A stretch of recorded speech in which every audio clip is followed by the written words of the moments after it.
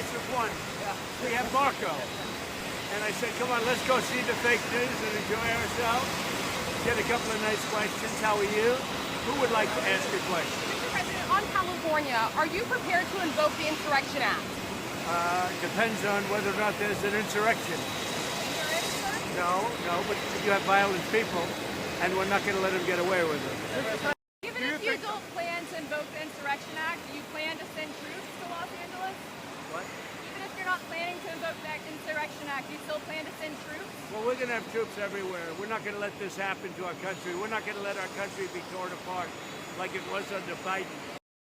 What is the bar for sending Marines to The bar is what I think it is. I mean, if we see danger to our country and to our citizens, we'll be very, very strong in terms of law and order. It's about law and order. Sending active Marines on the table, sir. Secretary Heck We're going to said. see what we need. We'll send whatever we need to make sure there's law and order.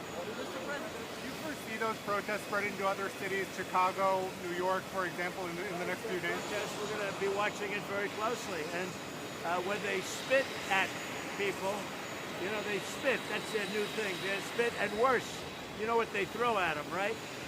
And when that happens, I have a little statement. They say, they spit, we hit.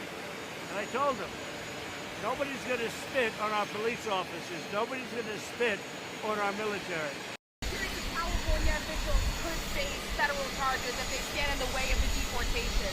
Something that Holman may have suggested. If they still stand in the way of law and order, yeah, they will face charges. Thank you very much.